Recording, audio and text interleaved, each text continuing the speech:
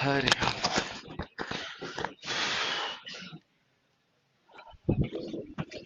हरे।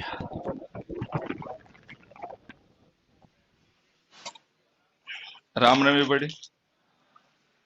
च-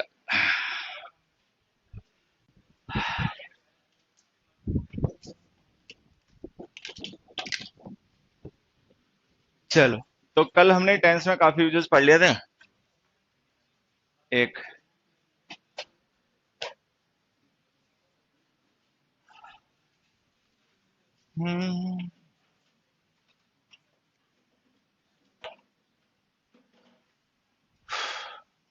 we received no news of him yet.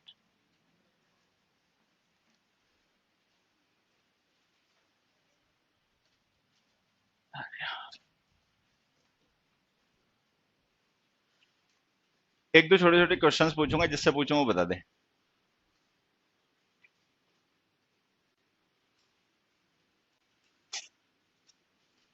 यही आजा। टॉमी, क्या नाम है पूरा? आजा मंदिर। ये बता बेटे, टेंस क्या होता है? हम्म। आदे भाई, टेंस क्या होता है?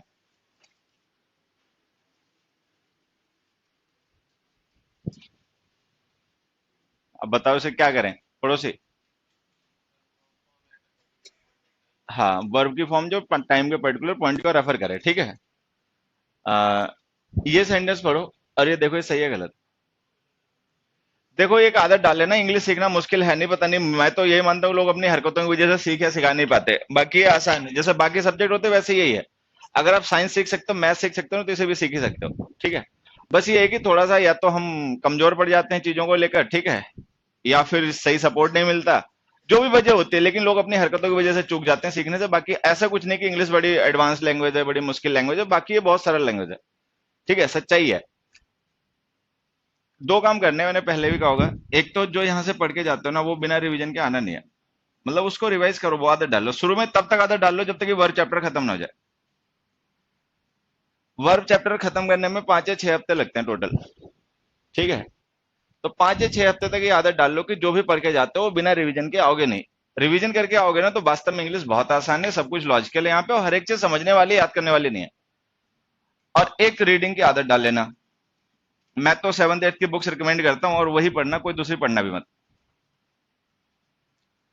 प्राइवेट स्कूल्स की 7th 8th की बुक्स होती हैं, वो ले आओ। इसके अलावा कोई काम नहीं करना है, कोई प्रीवियस ईयर क्वेश्चन नहीं, कोई असाइनमेंट नहीं, कोई नोट्स नहीं, कोई बकवास नहीं, कुछ नहीं। बस ये दो ही काम करने हैं, जो पढ़ के गए उसको रिवाइज करके आना है नेक्स्ट डे। मतलब रिवाइज करने का मतलब यही है कि जैसे क्लास में समझाएगा उसी तरीके से हमें समझ में आता रहे, ऐसा ना हो कि आधा अधूरा हो जाए तब तक। और दूसरा, रीडिंग की हैबिट डालो, बहुत जरूरी होती है इंग्लिश सीखने के लिए। अब उसको देखो, उससे पूछो टेंस क्या है, तो उसको समझ में नहीं आ रहा क्या बोले। खैर, टेंस वर्ब की फॉर्म होती है जो टाइम के पॉइंट्स को रेफर करती है। ये रही वो वर्ब की फॉर्म जिसे हम टेंस कहेंगे, और ये रहा वो टाइम जिसे रेफर करने के लिए इसका यूज करना है। अभी जो टेंस हमने लिखा है, मतलब जो वर्ब की फॉर्म लिखी है, सेकंड फॉर्म है। अगर हम वर्ब की सेकंड फॉर्म लिख रहे हैं तो टेंस कौन सा होगा? पास्ट इंडेफिनिट होगा, ठीक है। अच्छा, वो जो टाइम हमने लिखा है तो उसका मतलब कोई बच्चा बताएगा? इसका मतलब क्या होता है? टिल ना होता है। येट का मतलब हो गया टिल नाउ। अच्छा, एक चीज बताना, ये जो हमने नाउ वर्ड यूज किया है जिसके थ्रू हम टाइम को रेफर कर रहे हैं, अगर हम नाउ लिख रहे हैं तो जिस टाइम के पॉइंट को रेफर किया जा रहा है वो प्रेजेंट होगा या पास्ट? कायदे से तो प्रेजेंट ही होना चाहिए, क्योंकि अगर पास्ट होता तो देन लिखना पड़ता। जो पास्ट या फ्यूचर के पॉइंट्स होते हैं उनके लिए हम नाउ की जगह यूज करते हैं देन। ये नरेशन में भी तुम लोग पढ़ते हो कि नाउ देन में चेंज हो जाता है। अगर हम नाउ लिख रहे हैं तो इसका मतलब जिस पॉइंट को हम रेफर कर रहे हैं टाइम के, वो प्रेजेंट है। अगर वो टाइम का पॉइंट प्रेजेंट है तो टेंस तो पास्ट इंडेफिनिट गलत हो गया, ठीक है। तो लो, ये तो पता चल गया कि गलत हो गया। अब इसे सही करना है, कैसे सही करें उसके लिए एक दो छोटी छोटी बातें और समझ लेना। ये जो वर्ड हमने टिल लिखा है ना, ये एक प्रेपोजिशन होती है जो टाइम के पॉइंट्स का रेफर करती है। टाइम के वो पॉइंट्स जहां पे जाके इवेंट्स कंप्लीट हो जाते हैं, फिनिश हो जाते हैं, मतलब डेडलाइन। तो टिल एक प्रीपोजिशन है जो टाइम के पॉइंट्स को रेफर करने के लिए लिखी जाती है, जैसे नाउ है ना, ये भी टाइम का एक पॉइंट है। तो इस प्रीपोजिशन का यूज करते हैं हम टाइम के उन पॉइंट्स को रेफर करने के लिए जहां पे जाके इवेंट से डेड हो जाते हैं। डेडलाइन जो होती है उसका बेसिक पर्पस होता है कंप्लीशन शो करना। फिर कल हमने पढ़ा पिछली क्लासेस में कि कंप्लीशन शो करने के लिए हमें परफेक्ट टेंस की वर्ब्स का यूज करना पड़ता है। तो सीधे शब्दों में बात ये निकल के आती है कि अगर हम टिल लिख रहे हैं तो इसका मतलब we are talking about the complete state of some action, कि हम कंप्लीशन शो कर रहे हैं। नाउ लिख रहे हैं तो इसका मतलब हम प्रेजेंट के टाइम में कंप्लीशन शो कर रहे हैं। अब कुछ बचा कहने को? वैसे तो नहीं बचा, ठीक है, लेकिन फिर भी देखो और एक्सप्लेन कर देते हैं। अगर किसी बच्चों को समझ में नहीं आया हो कि डेडलाइन क्या और ये टिल क्या सब, तो इसको थोड़ा सा क्लियर कर लो, क्योंकि हमें समझना आगे इसी तरीके से पड़ेगा।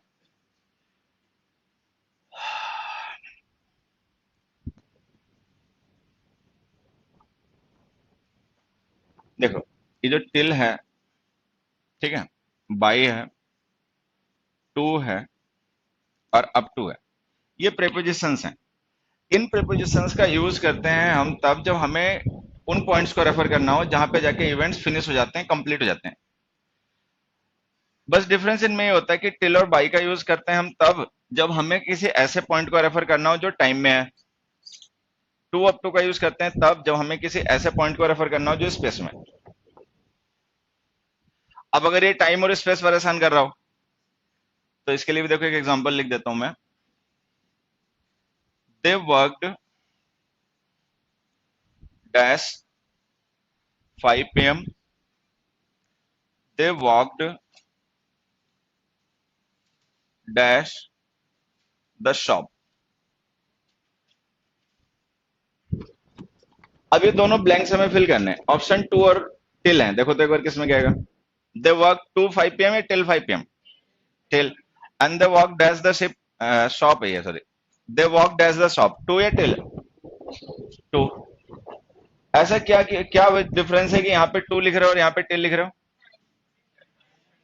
5 PM is the point of time, shop is the point of space, बस यही डिफरेंस है। अब ये स्पेस है, टाइम है, वो तो खैर एक चीज बात हो गई, लेकिन अगर हम इस वर्क को रिलेट करें इस प्रेपोजिशन से तो यहाँ पे एक चीज समझ में आएगी। ये पर्सन वॉक करता हुआ गया, जैसे शॉप आई खत्म।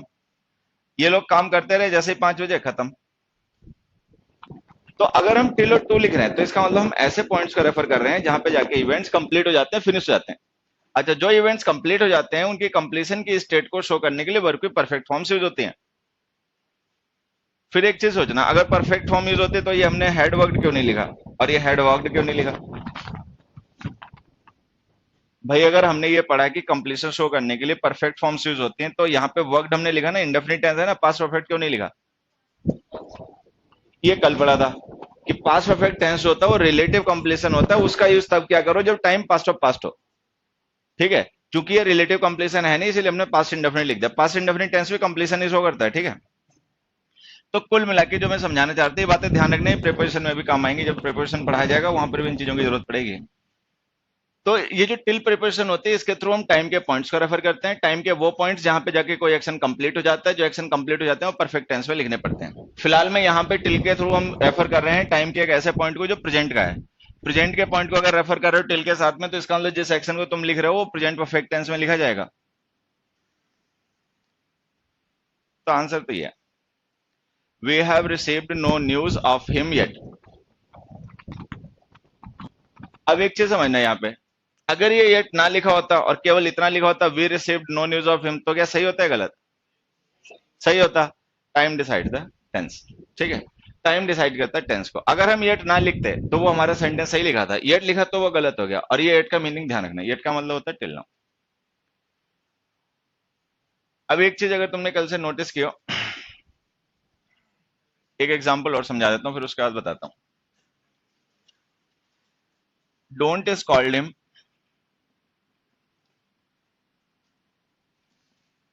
as he was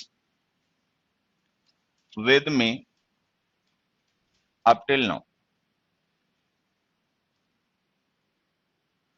Don't scold him as he was with me up till now।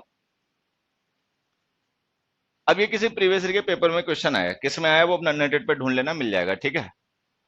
ये बिल्कुल इसी हमारे कॉन्सेप्ट पे बेस्ड है जो अभी हमने डिस्कस किया। Don't scold him as he was with me up till now. अब देखो यहाँ पे हमने एक प्रीपोजिशन यूज किया अप टिल। जैसे टू से अप टू बन जाता है ना, वैसे टिल से अप टिल बन जाता है। हालांकि अप टिल का कोई बहुत ज्यादा यूज होता नहीं है इंग्लिश में, लेकिन इस एग्जांपल में उन्होंने यूज कर रखा है। जो पेपर में है उसमें अप टिल ही लिखा था, तो हमने इसे चेंज नहीं किया। तो इस अप टिल को टिल ही समझना। अगर हम अप टिल नाउ लिख रहे हैं तो इसका मतलब इनडायरेक्टली वही टिल नाउ लिख रहे हैं। अगर हम यहाँ पे टिल नाउ लिख रहे हैं तो इसका मतलब कौन सा टेंस लिखना पड़ेगा हमें? Present perfect. ये जो वर्ब हमने लिखी है जरा देखना, तो ये कौन से टेंस में? Past indefinite. वॉज वर्ब की सेकंड फॉर्म होती है, तो ये जो वॉज हमने लिखा है सेकंड फॉर्म है। अगर ये सेकंड फॉर्म में थे तो पास्ट इंडेफिनिट टेंस बन गया। लेकिन अगर हम अप टिल नाउ लिख रहे हैं तब तो प्रेजेंट परफेक्ट होना चाहिए। प्रेजेंट परफेक्ट टेंस बनाने के लिए क्या करना पड़ेगा? हैज के साथ थर्ड फॉर्म लिखनी पड़ेगी। थर्ड फॉर्म क्या होती है? Been. Was verb second form होती है, बीन थर्ड फॉर्म होती है। तो ये सेंटेंस हमें ऐसे लिखना पड़ेगा, don't scold him as he has been with me up till now.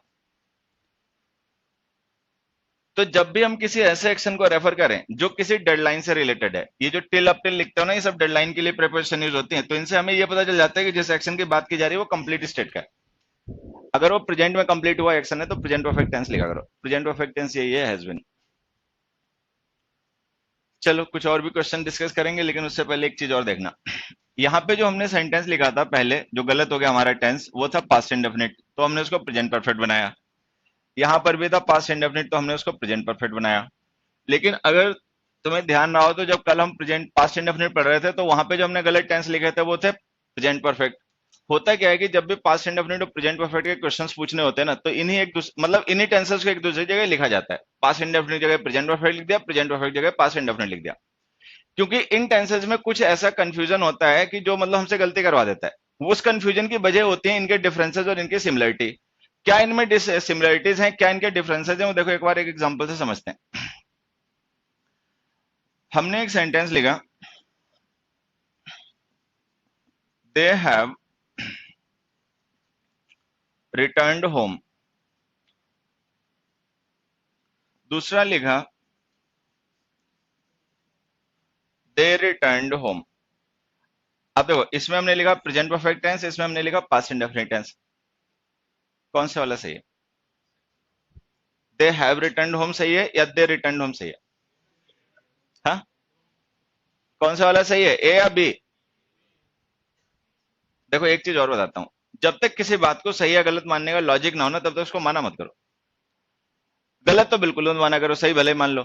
ठीक है, जब तक किसी बात को गलत कहने की कोई वजह ना हो ना। होता क्या है ना, हमारे पेपर में केवल क्वेश्चन एरर वाले नहीं आते, नो एरर वाले भी आते हैं। ठीक है, अब वो नो एरर वाले हम जबरदस्ती गलत कर लेते हैं।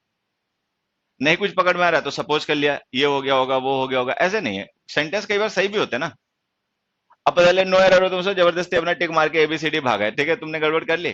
तो अगर हमारे पास अच्छा, नो एरर के लिए क्या होता है? नो एरर के लिए हमारी स्टडी बड़ी डेप्थ की होनी चाहिए।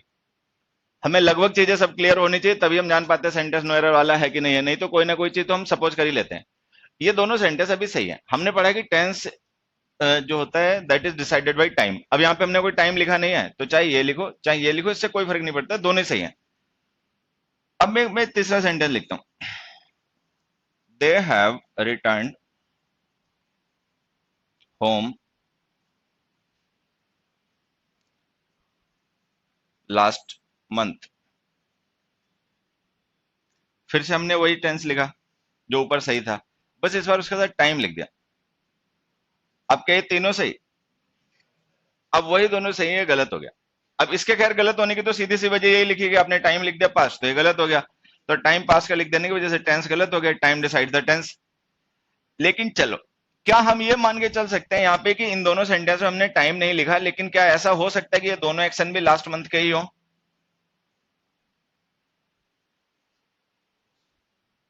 दे हैव रिटर्न होम लिखा, दे रिटर्न होम लिखा, हमने दोनों में टाइम नहीं लिखा। ठीक है, लास्ट मंथ लिखा, उसके बाद में टाइम नहीं लिखा। ठीक है, मतलब हम ये मान के चल रहे हैं कि दोनों एक्शन पास्ट के हो। क्या ऐसा ये हो सकता है कि ये वाला एक्शन और ये वाला एक्शन दोनों ही पास्ट के हों और लास्ट मंथ के हों? हाँ, सोच के बोले एक बार। क्या ये एक्शन लास्ट मंथ का हो सकता है जो हमने ए ऑप्शन में लिखा? हाँ, ये वाला, ये तो हो ही सकता है। चलो एक छोटी सी चीज और पूछता हूं, बताना। जो भी हम प्रेजेंट परफेक्ट टेंस लिखते हैं, प्रेजेंट परफेक्ट टेंस में लिखा गया एक्शन का कभी प्रेजेंट का हो सकता है? क्या ऐसा पॉसिबल है कि जो हम प्रेजेंट परफेक्ट टेंस लिखें वो किसी ऐसे एक्शन के लिए हो जो प्रेजेंट का हो?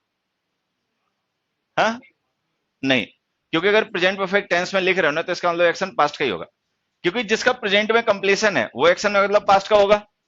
तो यहाँ पे हमें समझना है कि जो प्रेजेंट परफेक्ट और पास्ट इंडेफिनिट टेंस होते हैं वो दोनों ही पास्ट के इवेंट होते हैं, उनमें से कोई भी प्रेजेंट का इवेंट होता नहीं है। तो ये भी पास्ट का इवेंट है, ये भी पास्ट का इवेंट है। अब हमें ये सेट करना है कि जो प्रेजेंट परफेक्ट टेंस है वो कितने बैक पास्ट का होगा। एक दिन पुराना, 2 दिन पुराना, एक हफ्ता पुराना, 4 हफ्ता पुराना, कितना पुराना हो सकता है प्रेजेंट परफेक्ट टेंस है? फिर से समझ लें जो मैं कह रहा हूं। एक चीज तो समझ ही लेना कि प्रेजेंट परफेक्ट और पास्ट इंडेफिनिट दोनों एक्शन पास्ट के होते हैं, ठीक है। कोई भी एक्शन जो प्रेजेंट परफेक्ट में लिखा जा रहा है वो प्रेजेंट का कभी नहीं हो सकता, क्योंकि अगर वो प्रेजेंट का होगा तो उसका कंप्लीशन होगा जाके फ्यूचर में। अगर हम प्रेजेंट परफेक्ट टेंस लिख रहे हैं तो इसका मतलब एक्शन पास्ट का ही होगा। हमें पता ये करना है कि वो कितना पुराना हो सकता है पास्ट में। 1000 साल पुराना, 10,000 साल पुराना, कितना भी हो सकता है, उसकी कोई लिमिट नहीं है। मतलब हम उसको डिफाइन नहीं कर सकते, आप उसको मैग्नीट्यूड में एक्सप्रेस नहीं कर सकते हो कितना पुराना होना चाहिए, वो कुछ भी हो सकता है। वो डिपेंड करता है इस बात पे क्या उसका प्रेजेंट से कोई रिलेशन है या नहीं। पास्ट में वो भले ही 1000 साल पुराना हो, लेकिन अगर वो प्रेजेंट से रिलेटेड है, प्रेजेंट में उसका कोई भी रेलिवेंस है, तो फिर वो प्रेजेंट परफेक्ट में लिखा जाएगा। मैं जो इंडायरेक्टली कहना चाहता हूं वो ये है कि जो हम पास्ट इंडेफिनिट टेंस यूज करते हैं, ये यूज होता है उन एक्शंस के लिए जो पास्ट के हैं, ये हमने कल भी पढ़ा था। अब जो प्रेजेंट परफेक्ट टेंस हम लिखते हैं, हमने कहा एक्शन वो भी पास्ट का ही होता है। जो हम प्रेजेंट परफेक्ट टेंस लिखते हैं, एक्शन वो भी पास्ट का ही होता है, लेकिन वो एक्चुअल में प्रेजेंट से भी रिलेटेड होता है। तो हम ये कहेंगे कि उसका टाइम जो होता है वो पास्ट प्लस प्रेजेंट होता है।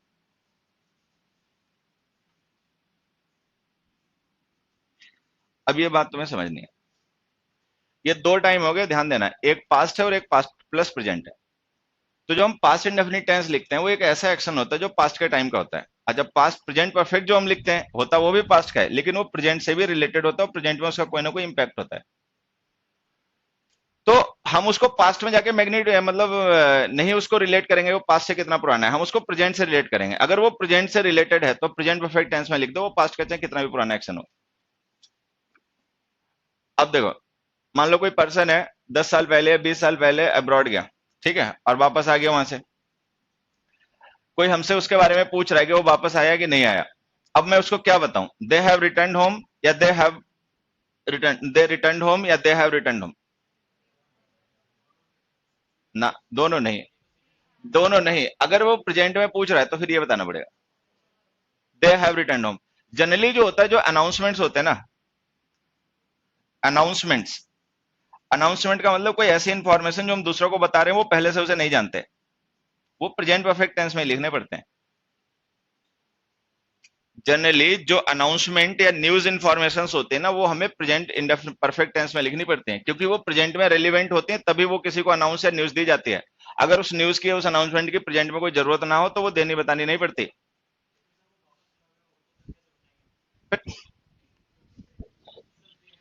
तुम उसके आने को बता रहे हो कि उसके जाने को बता रहे हो? अरे हद है। तुम एक चीज बताओगे ना, तुम या तो उसका वापस आना बताओगे या जाना बताओगे, और दोनों बताओगे तो दो अलग अलग सेंटेंस यूज करोगे।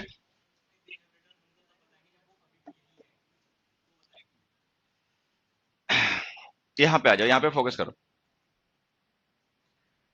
आ, मैं फिर से एक बार बता रहा हूँ, जो न्यूज होती हैं, जो अनाउंसमेंट्स होती हैं, ऐसी इंफॉर्मेशन जो हमने लिसनर को फर्स्ट टाइम दे रहे होते हैं, जिसके बारे में उन्हें नहीं पता होता, ठीक है, तो उनको प्रेजेंट परफेक्ट टेंस में लिखा करो। वजह ये होती है कि जब भी हम किसी को कोई इंफॉर्मेशन, न्यूज या अनाउंसमेंट देते हैं तो उस समय उसकी जरूरत होती है जिस समय वो न्यूज दी जा रही होती है। किसी पर्सन ने तुमसे आगे पूछा वो वापस आ गया नहीं आ गया, ठीक है, अब तुम उसको ये बता रहे हो कि हाँ वो उस समय वही है, ठीक है। अब वो कब आया हमें उसको रेफर नहीं करना है, हमें रेफर करना है प्रेजेंट के टाइम को, कि प्रेजेंट में वो वहां पे अवेलेबल है, तो हमें प्रेजेंट परफेक्ट टेंस ही लिखना पड़ेगा। वो पास्ट में कब आया उस समय कोई लेना देना नहीं। तो वहां पे जो पास्ट का टाइम है वो हमारे लिए सेकेंडरी हो गया, हमारे लिए प्राइमरी हो गया प्रेजेंट का टाइम। अगर प्रेजेंट का टाइम प्राइमरी हो गया तो पास्ट का एक्शन भले ही हो, लेकिन हम उसको प्रेजेंट परफेक्ट टेंस में लिखेंगे। तो होता क्या है कि जो पास्ट के एक्शंस प्रेजेंट से रिलेटेड होते हैं, जिनका प्रेजेंट में इफेक्ट होता है या जो प्रेजेंट से कंसर्न होते हैं, वो हमें प्रेजेंट परफेक्ट टेंस में लिखने पड़ते हैं। कंडीशन बस ये होती है कि टाइम मत लिखो, मतलब टाइम नहीं लिखना चाहिए। अगर टाइम लिख दोगे तब तो टाइम टेंस के मतलब टेंस को अफेक्ट करेगा। Tense is determined by the time. अगर हम टाइम ना लिखें तो जो चाहे लिखो। अब एक दो सिंपल एग्जांपल से इन बातों को क्लियर करते हैं।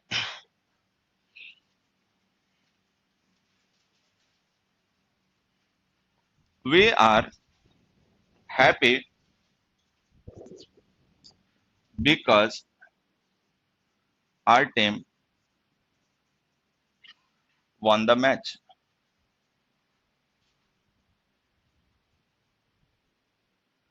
अब जैसे हमने लिखा we are happy because our team won the match, क्या हम ये माने कि हमारा हैप्पी होना टीम के मैच जीत जाने का इफेक्ट है? मानना ही पड़ेगा। ठीक है, हम खुश हैं तो ये खुशी जो है हमारी वो इफेक्ट है। किस चीज का इफेक्ट है? विनिंग द मैच का। ठीक है, तो ये कॉज हो गया। अब ये कॉज है, ये इसका इफेक्ट है। ऑब्वियस बात है, मैच उन्होंने पास्ट में जीता होगा तभी हम आज खुश हैं। ठीक है, लेकिन एक चीज देखो, क्या वो एक्शन प्रेजेंट से रिलेटेड है या नहीं? ये उसका इंपैक्ट प्रेजेंट में है। पास्ट का कोई एक्शन अगर प्रेजेंट में इफेक्टिव हो, प्रेजेंट में उसका कोई लेना देना हो, ठीक है, प्रेजेंट में रिलीवेंट हो, तो उसको प्रेजेंट परफेक्ट टेंस में लिखा करो।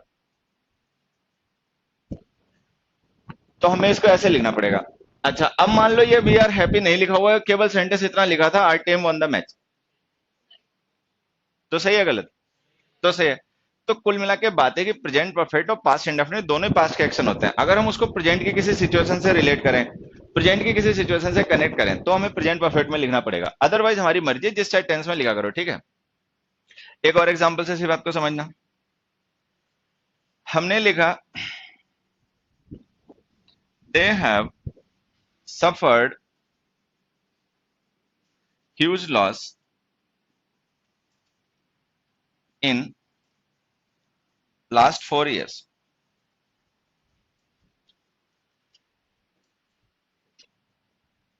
Recently, of late. ये जो ऑफ लेट होती है ना, एक टाइम की फ्रेज होती है। ऑफ लेट का मतलब, लेटली का मतलब, रिसेंटली का मतलब सेम होता है। इन तीनों के मीनिंग एक ही होते हैं। लेटली, ऑफ लेट और रिसेंटली, इनके मीनिंग सेम होते हैं। अब देखो, ये जो टाइम एक्सप्रेशन हमने लिखे हैं, जस्ट, जस्ट नाउ, येट, सो फार, टिल नाउ, बाय नाउ, इनका यूज हम करते हैं किसी ऐसे एक्शन को रेफर करने के लिए जो रिसेंट पास्ट में कंप्लीट हुआ है। मतलब रिसेंट पास्ट का मतलब ये होता है कि वो प्रेजेंट में इफेक्टिव होता है। तो उसके लिए हमें प्रेजेंट परफेक्ट टेंसेस का यूज करना पड़ता है।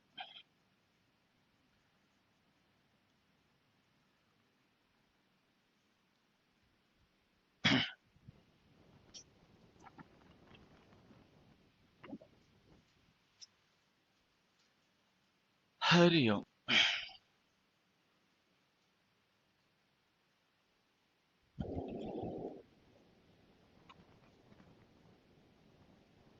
तो ये प्रेजेंट परफेक्ट का ध्यान रखना है। ठीक है, कि पास्ट प्लस प्रेजेंट जब भी हो तो प्रेजेंट परफेक्ट टेंस लिखा करो। ठीक है, इससे आगे थोड़ा सा बढ़ते हैं।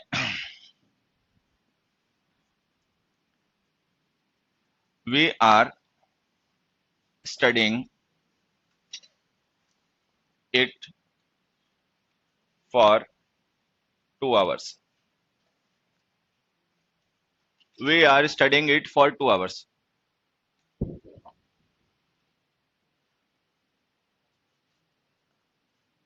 इससे आसान आएगा नहीं कोई एग्जांपल।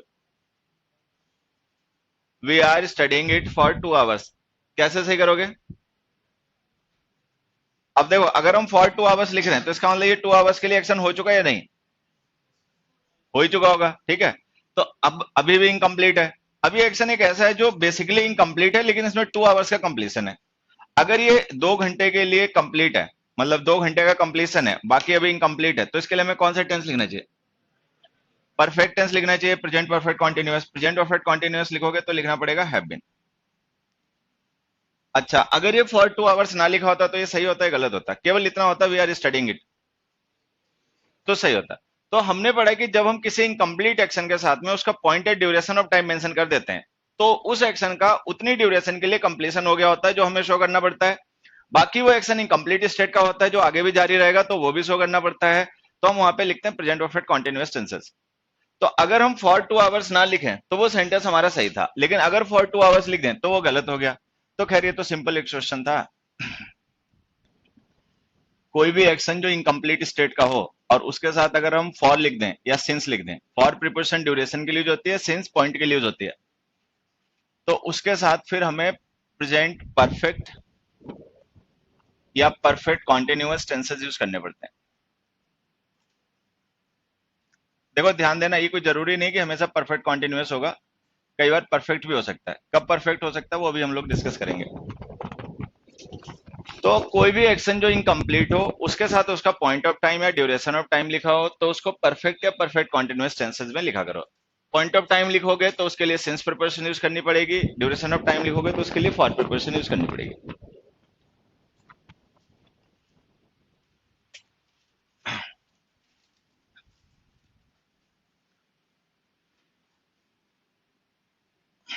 अब इसी सिचुएशन को थोड़ा सा एलेबोरेट कर देते हैं।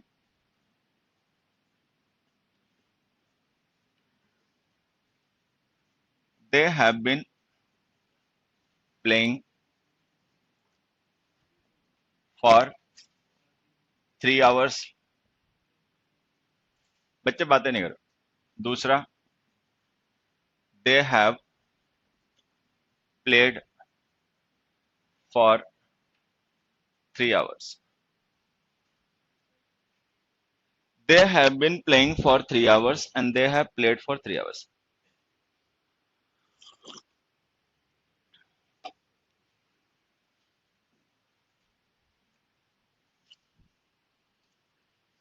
अब देखो इस सेंटेंस में हमने टेंस लिखा है, ये है परफेक्ट कॉन्टिन्यूअस। इसमें जो लिखा है वो है परफेक्ट और ये रही ड्यूरेशन।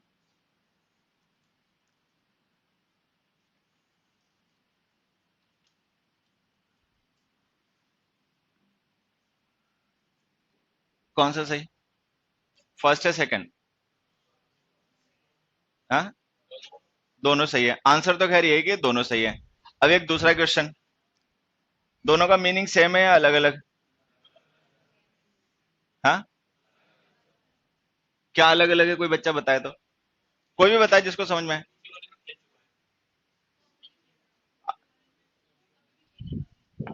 उसको बताने दो, बता बेटा।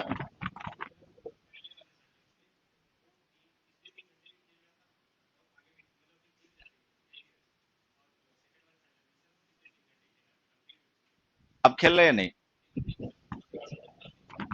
क्या ये वास्तव में हम मान सकते हैं कि वो अभी भी खेल रहा हो सकता है, जो दूसरा वाला एग्जाम्पल हो इसमें भी अभी खेल रहे हो?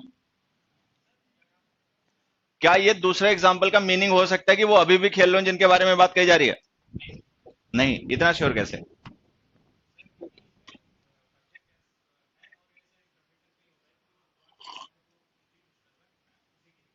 एक चीज बताऊं, हालांकि देखो बहुत सी बातें हम डिस्कस करते रहेंगे लेकिन अगर काम की लगे ना तो इन्हें माना करो। लर्नर वो होता है जो वास्तव में चीजों को ये मान के चलता है कि there is always room at the top, कि टॉप पे हमेशा और इंप्रूव करने की और चीजें बेहतर होने की गुंजाइश रहेगी। अच्छा, जो ये मान लेता है नहीं कभी नहीं होगा, नहीं हमेशा ही होगा, ठीक है, ये गड़बड़ आदत होती है, खराब आदत होती है। ये सीखने वालों में नहीं होनी चाहिए। सीखने वालों के अंदर हमेशा डाउट रहना चाहिए, हमेशा। मतलब डाउट जो है ना वो कभी उनके दिमाग से बाहर जाने नहीं चाहिए, तो वो सीखेगा। इतनी जल्दी नहीं माना करो बच्चे, इनके दोनों के मीनिंग सेम है, दोनों के ही मीनिंग सेम है, ठीक है। दोनों ही अभी खेल रहे हैं। हालांकि मैं उस वाले मीनिंग को मना नहीं कर रहा कि वो खेलना बंद कर गया, लेकिन मैं अपनी बात प्रूव करना चाह रहा हूं। मैं ये कह रहा हूं कि इन दोनों का मीनिंग सेम है, ये भी अभी खेल रहे हैं और ये भी अभी खेल रहे हैं, ठीक है। देखो जैसे हमने लिखा they have been playing for 3 hours, ठीक है, तो इसका मतलब वो 3 घंटे से खेल रहे हैं, the action is going on still, ठीक है। अगर हम लिख देंगे दे हैव प्लेड फॉर 3 hours, वो 3 घंटे खेल चुके हैं, चौथा घंटा चल रहा है। भाई हमने किसी को 5 hours दिए कि 5 घंटे जाओ बाहर जाके खेल लो, ठीक है। उन्होंने अपने इस दिए गए टाइम में से 3 hours कंप्लीट कर दिए and the fourth is going on. After the completion of fourth we shall say that they have played for 4 hours। 5 घंटे 4 घंटे खेल चुके हैं, अब उनका लास्ट आवर है वो चल रहा है। मैं फिर से कह रहा हूं, ये खराब आदत होती है कि तुम किसी चीज को बिना तर्क के सही मान लेते हो, बिना बात के गलत मान लेते हो। सोचो समझो, उसके बाद जो समझ में आए फिर निष्कर्ष निकालो। अच्छा, सोचने समझने के लिए थोड़े से फंडामेंटल बेसिक्स जानने पड़ते हैं, जो मैं कोशिश कर रहा हूं तुम्हें समझाने की, इनसे फायदा उठाना। तो मैं जो कह रहा हूं कि इन दोनों का मीनिंग सेम है, इन दोनों में से किसी का भी मीनिंग अलग नहीं है, दोनों सेंटेंस है, ये दोनों का मीनिंग सेम है। अभी भी हालांकि हो सकता है इसने सर तो हमें हिला दिया है, लेकिन हो सकता है ये अंदर से बात को भी ना मान रहा हो, ठीक है। हाँ,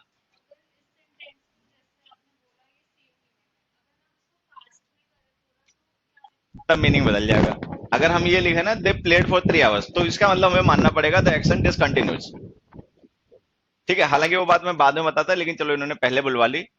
तो देखो, अगर हमें वास्तव में ये कहना हो कि वो नहीं खेल रहे हैं, ठीक है, तो इसको ऐसे लिखना, they played for 3 hours. Past indefinite tense लिखोगे ना तो ये मानना पड़ेगा कि action is not valid in present, the action is not valid in present. ये जो तुम्हें भी मैंने पूरी कहानी समझाई ना, पास्ट प्लस प्रेजेंट, उसके पीछे लॉजिक भी यही था, क्योंकि हमें इस एक्शन को ना जस्टिफाई करना है। अब इसको हम जस्टिफाई तभी कर पाएंगे जब हमें बात समझ जाए कि प्रेजेंट परफेक्ट टेंस का मतलब पास्ट प्लस प्रेजेंट होता है। तो अगर हम प्रेजेंट परफेक्ट टेंस लिख रहे हैं तो इसका मतलब the action is valid in present as well, action जो है वो प्रेजेंट में भी वैलिड है। अच्छा, अगर नहीं प्रेजेंट में वैलिड है तो वो ऊपर लिखा, दे प्लेड फॉर 3 आवर्स, उन्होंने 3 घंटे खेला, फिर बाद में अपने निकल गए। खैर चलो, ये बात दूसरी वाली मैं भी समझाता हूं, ठीक है। मैंने एक सेंटेंस लिखा, we dash him for 3 years, have been knowing, b have known, c are knowing, were knowing।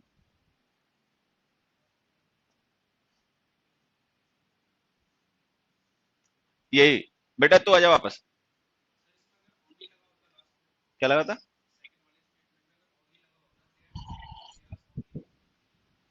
तो क्या फर्क पड़ता? और क्या, और क्या, और क्या। भाई मान लो तुम ओनली लिख दोगे तो इसका मतलब तुम उस बात को जिसको पहले नॉर्मली कहा जाता था अब स्ट्रेस करके कह रहे हो, तो उससे एक्शन की स्टेट पे फर्क नहीं पड़ेगा ना। ओनली जो होता है वो एक्शन की स्टेट को नहीं इफेक्ट कर सकता ना, वो केवल तुम्हारे अपने पर्सनल स्ट्रेस को इफेक्ट कर सकता है ना, कि किसी बात को तुम नॉर्मल वे में कह रहे हो, स्ट्रेस के साथ कह रहे हो, उससे एक्शन की स्टेट थोड़ी चेंज हो जाएगी। ओनली लगा देते हो तो एक्शन कंप्लीट हो जाता है।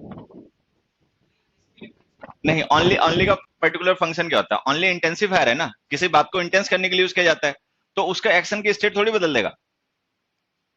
भाई ओनली लिख देने से जो बात तुम नॉर्मल कह रहे थे वो स्ट्रेस हो जाएगी, कि केवल 3 ही घंटे खेले, 5 या 6 नहीं खेले, लेकिन इसका मतलब ये कहां हो गया, एक्शन कंप्लीट हो गया। यही वापस आ बेटा, इसका आंसर होता है इसका।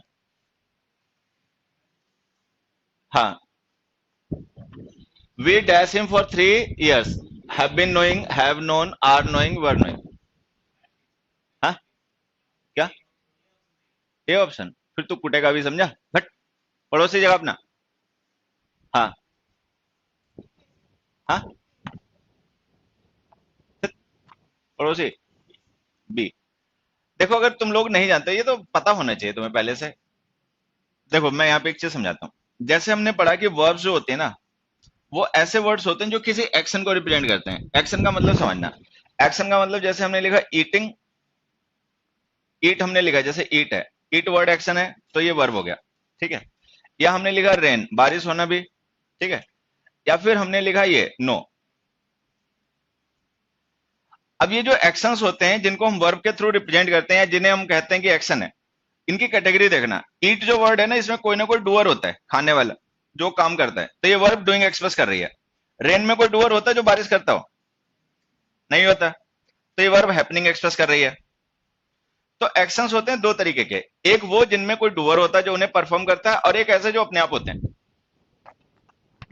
वो जो नो वर्ब है वो देखो क्या है, डूइंग है, हैपनिंग। अरे भैया, जो नो वर्ब है वो डूइंग है या हैपनिंग है? कुछ नहीं है ना, कुछ नहीं है। नो वर्ब ना तो डूइंग है ना ही हैपनिंग है, वो हमारी मेंटल स्टेट है। तो जब हम डूइंग और हैपनिंग की बात करते हैं तो ये एक्शन होते हैं। लेकिन कुछ वर्ब्स ऐसी होती हैं जो एक्शन नहीं, स्टेट डिस्क्राइब करती हैं, इन्हें हम कहते हैं स्टेटिव वर्ब्स। तो कुल मिला के हमें यहाँ पे समझना ये है कि वर्ब्स को हम दो कैटेगरीज में रखते हैं, एक वो जो एक्शन के लिए यूज होती है, एक वो जो स्टेट के लिए यूज होती है। एक्शन का मतलब होता है कुछ करना या कुछ होना। मान लो बारिश हो रही है, समथिंग इज गोइंग ऑन, कोई काम अपने आप हो रहा है, तो फिर हैपनिंग। कोई किसी काम को कर रहा है, मान लो हम लोग पढ़ रहे हैं, तो वी आर डूअर, हम डूअर हैं, तो इट इज डूइंग। लेकिन कुछ वर्ब्स ऐसी भी होती हैं बच्चे, जो ना तो डूइंग होती है ना हैपनिंग होती है, वो स्टेट डिस्क्राइब करती हैं, मतलब वो एक्शन नहीं होती, स्टेट होती है। नो वर्ब जो है वो हमारी मेंटल स्टेट है। अगर मान लो मैं कोई बात जानता हूं, तो ये कोई एक्टिविटी थोड़ी है जो मैं परफॉर्म कर रहा हूं, और ना ही मेरे साथ कुछ हो रहा है। तो किसी बात को जानना नहीं जानना कोई एक्शन नहीं है, जानना नहीं जानना मेंटल स्टेट है। I know something means I have got in my mind, मेरे दिमाग में कोई बात है तो मैं उसको जानता हूं, नहीं है तो मैं नहीं जानता, तो ये हमारी मेंटल स्टेट है। ये एक्शन तो है ही नहीं। अब हमने पढ़ा कि कॉन्टिन्यूअस टेंस का यूज हम तब करते हैं जब हमें इनकम्प्लीशन शो करना हो। इनकम्प्लीशन शो करने का मतलब ये होता है कि एक्शन एक पॉइंट ऑफ टाइम पे स्टार्ट हुआ, दूसरे पॉइंट ऑफ टाइम पे खत्म होगा, उन दोनों के बीच में कहीं है। ऐसा कब पॉसिबल है? जब वो कोई एक्टिविटी हो, मान लो कोई काम हम कर रहे हैं, कोई काम हो रहा है, तो उसको होने करने में टाइम लगेगा, तो कॉन्टिन्यूअस टेंस बन जाएगा। लेकिन अगर ये वर्ब जो हम लिख रहे हैं वो स्टेट हो, तो उसका कॉन्टिन्यूअस टेंस बनेगा ही नहीं। ये वर्ब का कॉन्सेप्ट है। टेंस में थोड़ा सा इसका इतना ही रेफरेंस आता है जो मैं समझा रहा हूँ, बाकी वर्ब में ये डिस्कस किया जाए डिटेल में। तो जो नो वर्ब होते हैं ना, ये हमारी मेंटल स्टेट डिस्क्राइब करते हैं, इसका कॉन्टिन्यूअस टेंस नहीं बनता। जिनका कॉन्टिन्यूअस नहीं बनता उनका परफेक्ट कॉन्टिन्यूअस भी नहीं बनता।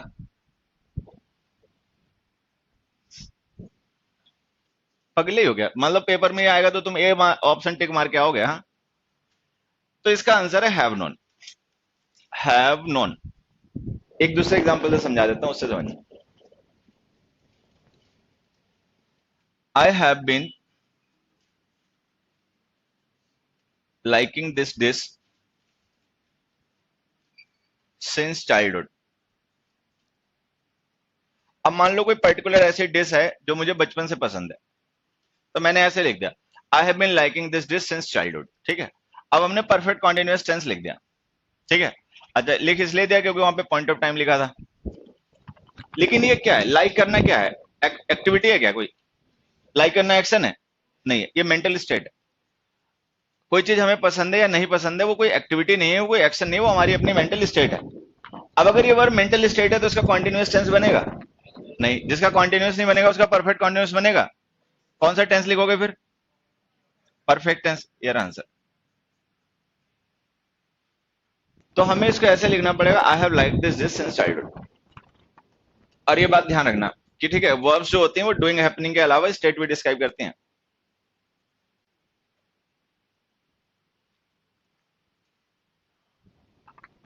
खैर, अब आते हैं उस बात पे जिसको हमें समझना था। ठीक है।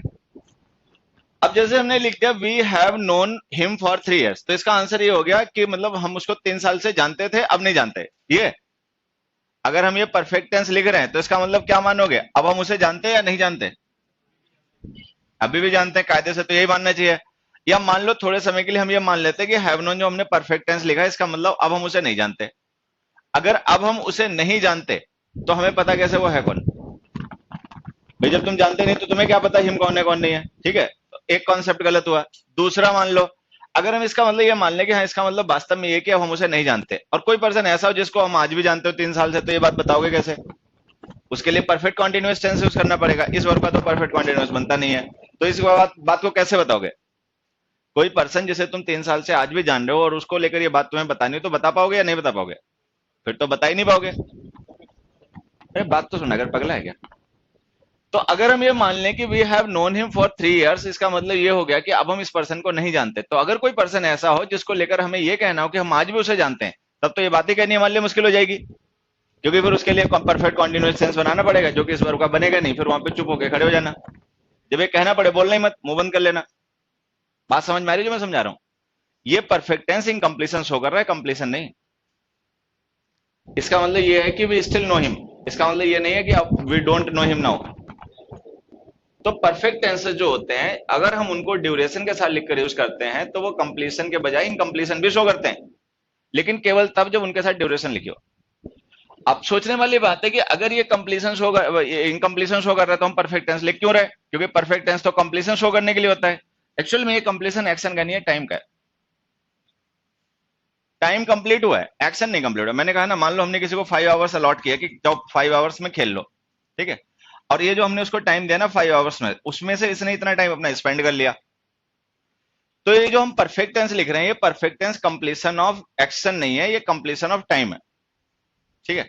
They have played for 3 hours and the 4th hour is going on. And when we say they have played for 4 hours, it means the 5th hour is going on. तो ये जो हमारे परफेक्ट टेंसेस होते हैं, जब हम इनको duration के साथ में लिखते हैं तो ये इनकम्प्लीशन भी शो करते हैं। ठीक है। जब, और ये इस तरीके के एग्जांपल्स इतने कॉमन होते हैं, ये एग्जांपल्स तो सारे बच्चे पढ़ते लिखते हैं जो पेपर देते हैं, उनको ये बात क्लियर हो जानी चाहिए यहाँ से। लेकिन खैर, फिर भी हम इतना चीजों को जोड़ के पढ़ते नहीं, हम बिखरी बिखरी चीजें ही पढ़ते रहते हैं। ठीक है। जब ये बात तुम्हें समझ में आ जाएगी देखो फिर से बता देता हूं, जब हम परफेक्ट टेंस के साथ ड्यूरेशन लिखते हैं तो वो कंप्लीशन टाइम का होता है, ठीक है, और जब हम परफेक्ट कॉन्टिन्यूअस टेंस लिखते हैं तो वो इनकम्प्लीशन एक्शन का होता है। जब ये सारी बातें समझ में आ जाएंगी तो मैंने यहाँ पे क्वेश्चन लिखा, ये पेपर में आया, वैसे बैंक के पेपर का क्वेश्चन है, we are free for 70 years but we are still economically backward. We are free for 70 years but we are still economically backward.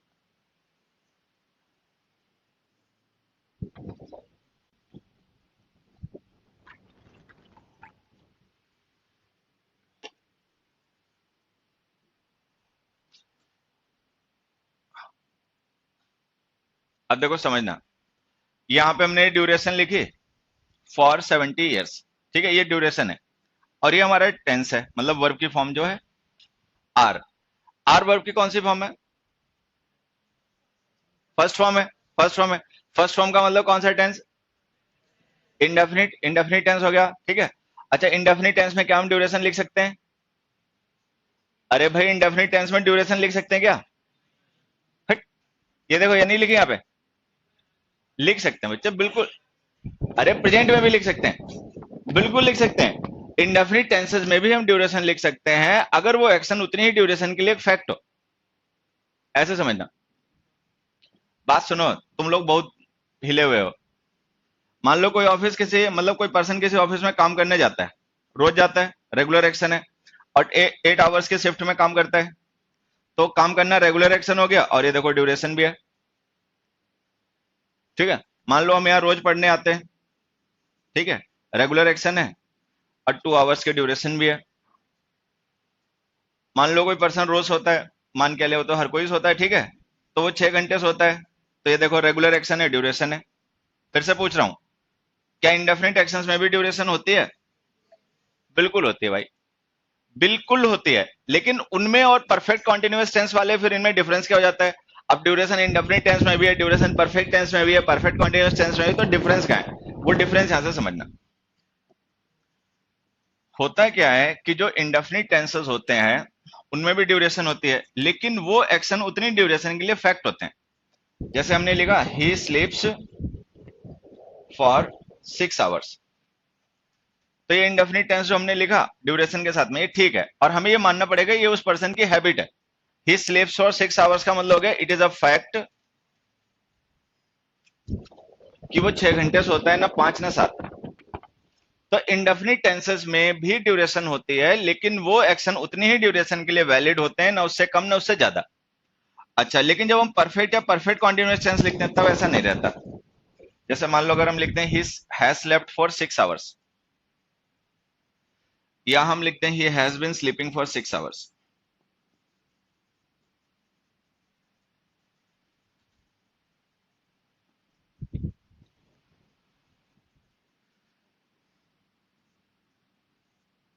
ऐसे। तो अगर हम लिख देंगे he has slept for 6 hours, he has been sleeping for 6 hours, तो हम इन्हें fact ना मान के इनकम्प्लीट एक्शन मानेंगे, और ये मानेंगे कि इन एक्शंस ने इतनी ड्यूरेशन कंप्लीट कर ली है, लेकिन हो सकता है इससे आगे भी अभी प्रोसेस में रहें, और लगभग वो रहते हैं, उससे आगे भी कंटिन्यू रहते हैं। तो जब हम परफेक्ट या परफेक्ट कॉन्टिन्यूअस टेंस के साथ में ड्यूरेशन लिखते हैं तो वो ड्यूरेशन फैक्ट नहीं होती है, वो एक्सटेंड करती है उससे ज्यादा, क्योंकि वो एक्शन होते हैं इनकम्प्लीट। लेकिन जब हम इंडेफिनिट टेंस लिख देते हैं तो वो एक्शन फैक्ट होते हैं, जो केवल उतनी ही ड्यूरेशन के लिए वैलिड होते हैं, ना उससे कम ना ज्यादा। अब उस एग्जाम्पल पे वापस जाओ, थर्ड एग्जाम्पल पे, अब तुम्हें बेहतर समझ में आएगा। हमने इंडेफिनिट टेंस लिखा we are free for 70 years, ठीक है, कि हम 30 साल 70 years से आजाद हैं। क्या ये कोई फैक्ट है? क्या हम 70 years के बाद में आजाद नहीं रहेंगे? ऐसा है, रहेंगे या नहीं रहेंगे? तो ये लिखा गया स्टेटमेंट क्या उतनी ड्यूरेशन के लिए फैक्ट है? नहीं है। वो उस ड्यूरेशन से आगे भी एक्सटेंड करेगा। अगर वो उस ड्यूरेशन से आगे भी एक्सटेंड करेगा तो हमें उसको कौन से टेंस में लिखना चाहिए? परफेक्ट कॉन्टिन्यूअस, परफेक्ट कॉन्टिन्यूअस में लिखना चाहिए। आर जो है ये बी की फॉर्म है, बी जो वर्ब होती है ना, इज एम आर, सब इसी की फॉर्म होती है। ये वर्ब भी स्टेटिव होती है, मतलब एक्शन ये भी नहीं है। ऐसे देखना, मान लो मैंने लिख दिया आई एम हैप्पी, तो जो एम है ये वर्ब है या हेल्पिंग वर्ब है? वर्ब है, वर्ब है ये। आई एम हैप्पी में एम वर्ब है, ठीक है। ये जो हमने एम वर्ब लिखी है ये क्या शो कर रही है, डूइंग या हैपनिंग? स्टेट। भाई ये जो वर्ब है ये ना तो डूइंग है ना हैपनिंग है, ये कोई एक्शन थोड़ी है। ये वर्ब केवल हमारी स्टेट डिस्क्राइब करने के लिए लिखी गई है, तो ये स्टेटिव वर्ब है, इसका कॉन्टिन्यूअस तो बनेगा नहीं। अगर बी की फॉर्म्स स्टेटिव वर्ब होती हैं तो उनका कॉन्टिन्यूअस नहीं बनेगा, जिनका कॉन्टिन्यूअस नहीं बनता उनका परफेक्ट कॉन्टिन्यूअस नहीं बनता, तो अब उस टेंस को कैसे सही करोगे? परफेक्ट टेंस लिख के, जिनका परफेक्ट कॉन्टिन्यूअस नहीं बनता उनके लिए परफेक्ट टेंस लिखा जाता है। परफेक्ट टेंस लिखोगे तो क्या करना पड़ेगा, हैव के साथ थर्ड फॉर्म, थर्ड फॉर्म रही बीन, ये आंसर। तो ये सेंटेंस हमें इस तरीके से करना पड़ेगा, we have been free for 70 years but we are still economically backward. अब ध्यान से देखो, ये जो हमने हैव बीन लिखा है क्या शो कर रहा है, कंप्लीशन या इनकम्प्लीशन? इनकम्प्लीशन, क्योंकि ये एक्शन उस ड्यूरेशन के आगे भी एक्सटेंड करेगा, 70 years के आगे भी एक्सटेंड करेगा। तो वो जो परफेक्ट टेंस है ना, ये तो देखो हर एक चीज जब हम पढ़ते सीखते हैं ना तो उसके अपने अपने लेवल्स होते हैं। जब हम स्कूल कॉलेज में इंग्लिश पढ़ते हैं, ठीक है, छोटी क्लासेज में पढ़ते हैं, तो उसका अपना एक लेवल होता है। वहां पे जो बातें कही जाती हैं वो केवल उतने ही स्तर के लिए सही होती हैं, उन्हें हमेशा के लिए सच मत मान लिया करो।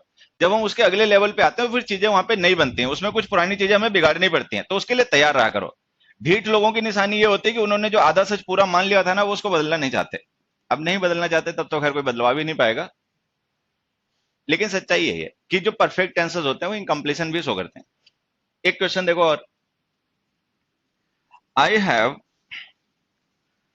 This car for 2 years।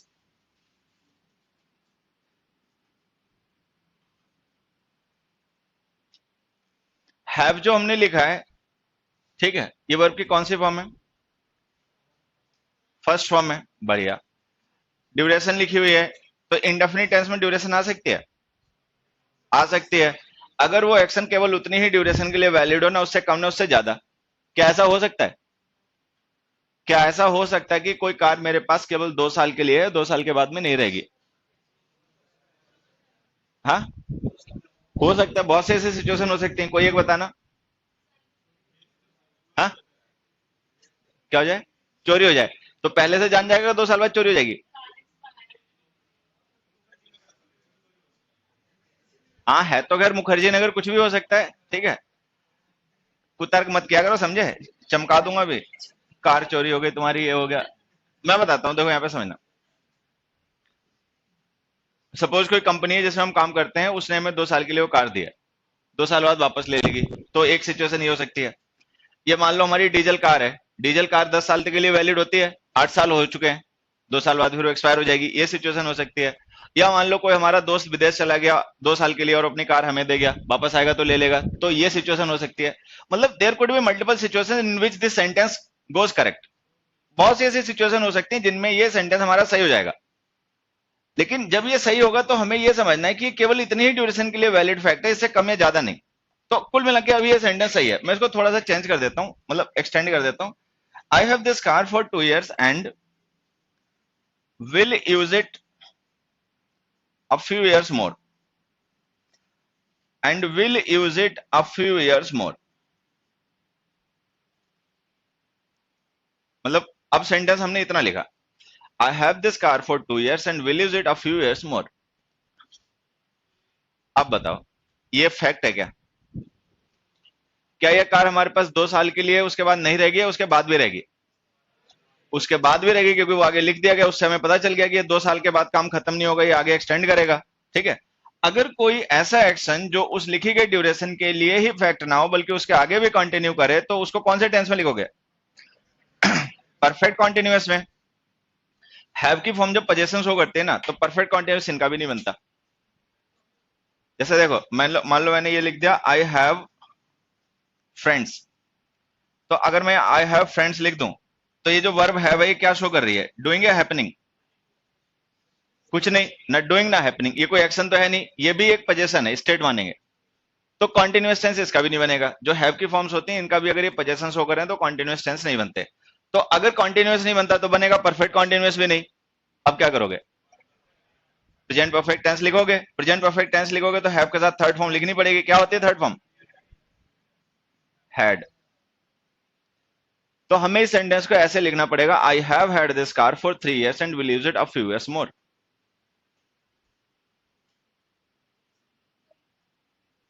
B की फॉर्म लिखनी पड़ेगी तब बीन लिखोगे ना। आर बी की फॉर्म थी तो हमने थर्ड फॉर्म बीन लिखी। अब हैव की थर्ड फॉर्म बीन नहीं होती ना, हैव की थर्ड फॉर्म तो हैड होती है, कि हर जगह बीन ही लिख देंगे जहां मन में आएगा। है इज एम आर जो होती हैं उनकी थर्ड फॉर्म होती है बीन, हैव की थर्ड फॉर्म हैड होती है।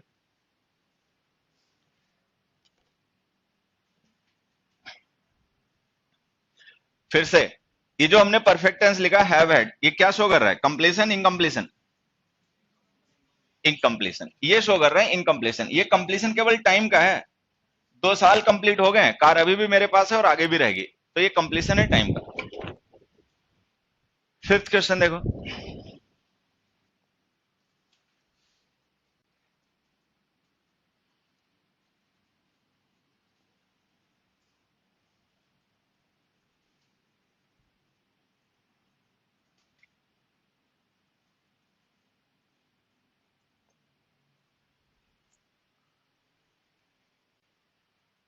I have this doubt for 2 weeks।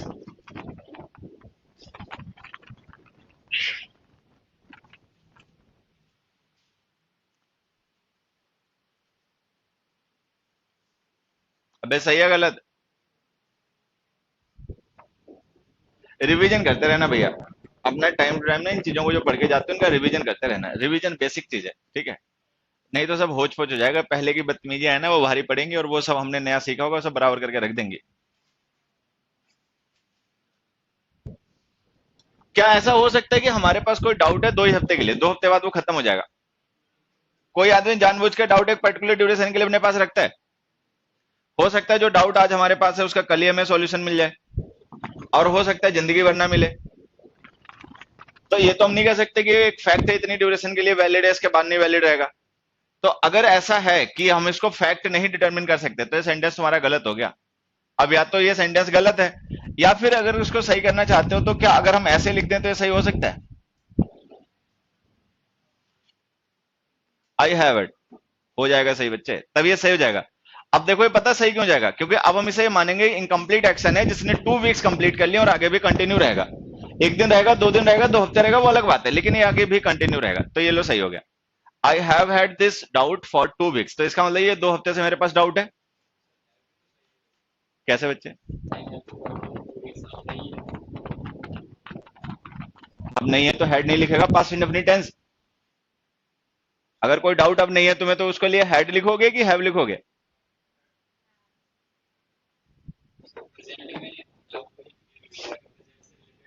नहीं तो प्रेजेंट में तो क्लियर हो गई ना। तुम कौन से टाइम को रेफर कर रहे हो, जब वो क्लियर हो गई उसको या जब वो नहीं क्लियर थी उसको? तब तक घूम गया वो, ठीक है घूम गया तब तक इतनी देर में ही। अगर मान लो कोई डाउट हमें था 2 हफ्ते के लिए, बाद में वो क्लियर हो गया, तो बच्चे जब वो प्रेजेंट से डिसकंटिन्यू हो गए ना तो वैसे लिखो जैसे वो लिखा ना दे प्लेड फॉर 3 hours, तो वैसे लिखना पड़ेगा I had this doubt for 2 weeks and later it got solve. अब देखो, एक तो यही सीधी सी बात जो हम यहां से समझ रहे हैं उससे काम हो जाएगा, नहीं तो मैं तुम्हें बताता हूं। अभी थोड़ी देर पहले हम ये पढ़ रहे थे कि जो प्रेजेंट परफेक्ट टेंस होता है वो पास्ट प्लस प्रेजेंट होता है, यही पढ़ा था। तो इसका मतलब अगर हम प्रेजेंट परफेक्ट टेंस लिख रहे हैं ना तो फॉर 2 weeks को हम क्या मानेंगे, पास्ट प्लस प्रेजेंट। तो पास्ट से लेके प्रेजेंट तक 2 हफ्ते हो गए, तो ये मानना पड़ेगा।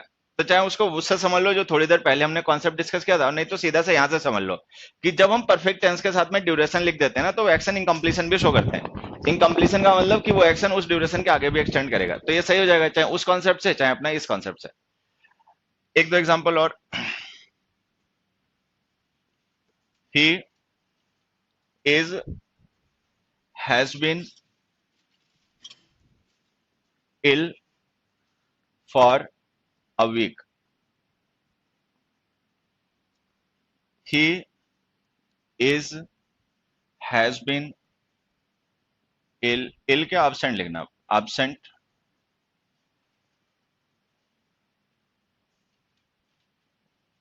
अब देखो हमने यहाँ पे इज लिखा प्रेजेंट इंडेफिनिट, हैज बीन लिखा प्रेजेंट परफेक्ट, इज लिखा प्रेजेंट इंडेफिनिट, हैज बीन लिखा प्रेजेंट परफेक्ट, और ये रही duration for a week, for a week. अब हमें ये पता लगाना है कि इन सेंटेंसेस में हमें क्या लिखना चाहिए, इज लिखना चाहिए या हैज बीन लिखना चाहिए, दोनों में से कोई भी लिख दें सही रहेगा।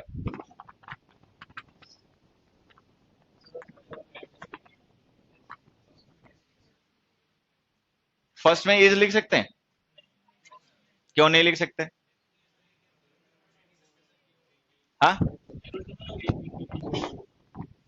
अगर हम इज लिख देंगे तो प्रेजेंट इंडेफिनिट टेंस बनेगा। प्रेजेंट इंडेफिनिट टेंस में ड्यूरेशन का मतलब क्या होता है? फैक्ट। फैक्ट का मतलब वो एक्शन केवल इतनी ड्यूरेशन के लिए वैलिड है, से कम या ज्यादा के लिए नहीं। क्या कोई पर्सन जो बीमार हो उसको हम डेफिनेटली कह सकते हैं कितने दिन कितने हफ्ते बीमार रहेगा? कोई नहीं बता सकता। ठीक है, हो सकता है 2 दिन में ठीक हो सकता है 2 साल भी बीमार रहे, तो कोई नहीं बता सकता। तो ये लो, ये तो हो गया गलत। अच्छा, हैज बीन यूज कर सकते हैं, ये हो जाएगा। क्या मतलब मानोगे हैज बीन का, कि अब वो ठीक हो गया कि अभी भी बीमार है? अभी भी बीमार है, ये इनकम्प्लीशन। ये इनकम्प्लीशन है, उसका मतलब हमें ये मानना पड़ेगा वो पर्सन 1 हफ्ते से बीमार है और आज भी बीमार है, हो सकता है 2 4 5 दिन और लग जाए। इंग्लिश आसान है, लोग समझने की कोशिश करें तो लोग याद करते हैं, क्वेश्चन आंसर याद करेंगे, रूल याद करेंगे और फिर अपनी रेल बना लेंगे। इतनी मेहनत अगर सही डायरेक्शन में की जाए तो रिजल्ट आ जाए। मेहनत बहुत करते हैं, डायरेक्शन गलत होती है, बस वही ले डालती है। जितना रट्टा मारने में खोपड़ी लगा रहे हो उतनी खोपड़ी समझने में लगा लो। भाई देखो, समझ तो भगवान ने सबको दी है ना, पढ़े लिखे हो तो कोशिश करोगे तो समझ तो लोगे। अब इसमें आ जाओ, he is absent for a week, सही है गलत? कैसे सही? कोई absent है कि हम जान सकते हैं कब तक absent रहेगा? बिल्कुल जान सकते हैं, बिल्कुल जान सकते हैं। वो हम ही से छुट्टी मांग के गया 1 हफ्ते के लिए, या हमें पता है वो 1 हफ्ते के लिए शादी आदि में गया, वापस आएगा अगले हफ्ते, तो ये लो सही हो गया। अच्छा, अगर हैजबीन लिखते हैं तो भी सही होगा, मीनिंग बदल जाएगा लेकिन सही तब भी होगा।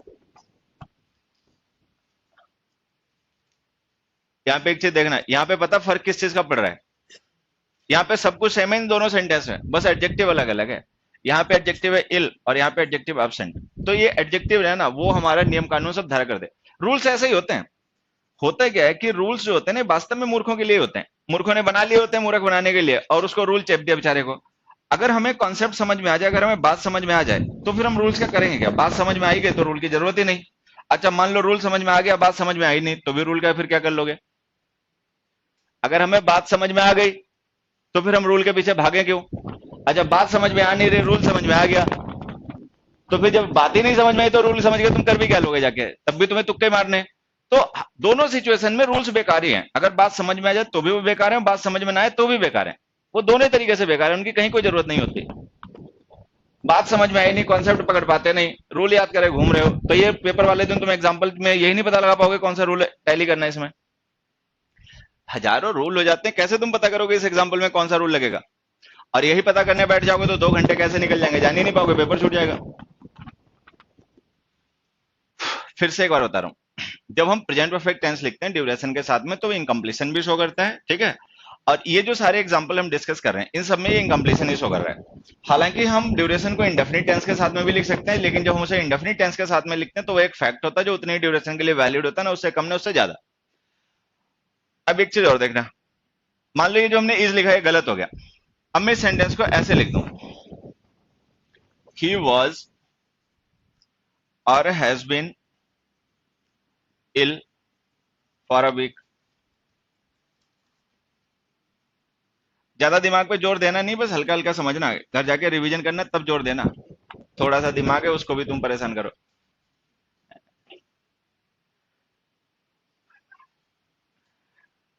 ही was ill for a week, ये ठीक है गलत? कैसे सही हो जाएगा बताना जब वो गलत हो गया? अच्छा, जो ठीक हो जाता है मतलब जो बीमारी से उबर जाता है, क्या उसका हम जान पाते हैं कब तक बीमार रहा? तो उसको तो ऐसा फैक्ट स्टेट कर ही सकते हैं ना जो ठीक हो गया, तो लो सही हो गया। अब यहाँ पे देखना, एडजेक्टिव सेम है, ड्यूरेशन सेम है, पर्सन सेम है, बस टाइम बदल दिया। अब ये प्रेजेंट का इंडेफिनिट टेंस गलत हो जाएगा, पास्ट का लिख दोगे तो सही हो जाएगा। ये कॉमन सेंस है, ये रूल्स नहीं है, ठीक है। कॉमन सेंस कॉन्सेप्ट बाद में पकड़ में आ जाएगी तो ये कॉमन सेंस से अपने आप जान जाते हैं क्या सही क्या गलत, ठीक? तो पास्ट का इंडेफिनिट टेंस सही है, हैज बीन तो तब भी सही था, अब भी सही होगा। अगला क्वेश्चन देखना, we are friends, we are good friends for 5 years, we are available here for 5 hours. कोई डाउट्स आउट रहेगा तो यहां से खत्म करना। We are good friends for 5 years and we are available here for 5 hours।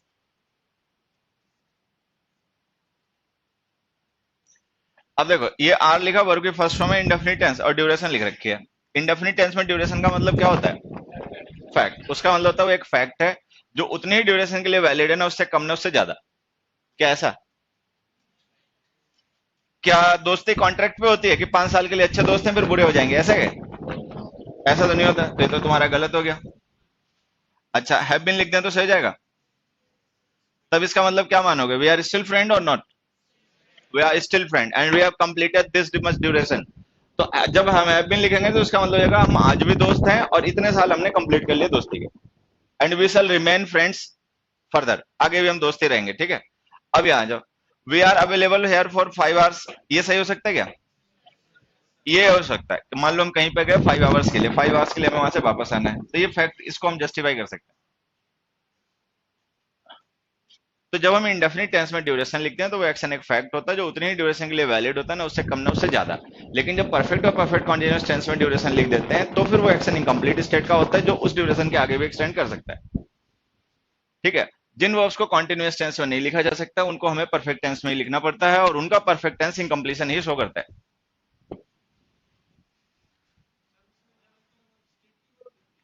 किसमें और क्या, स्टेटिव भी होती है बच्चे। वो जो वर्ब्स होते हैं ना जिन्हें हम कॉन्टिन्यूअस टेंस में नहीं यूज करते, वो सारी स्टेट की डिस्क्रिप्शन होती है, वो डूइंग है हैपनिंग नहीं होती। वो तो हम ऐसे पढ़ लेते हैं पर आईएनजी फॉर्म में नहीं आएगी, उनमें से कई होती हैं वो आ भी जाती हैं फिर। तो अगर हम उनको ये समझें कि आईएनजी फॉर्म में क्यों नहीं आएंगी, कब नहीं आएंगी और कब आ जाएंगी, तो फिर हमें ज्यादा फायदा मिले। खैर चलो, अगला क्वेश्चन देखो। They have been playing, playing क्या कुछ और लिखना, they have been watching movies since 9 AM। Fourth, they have watched 2 movies since 9 AM।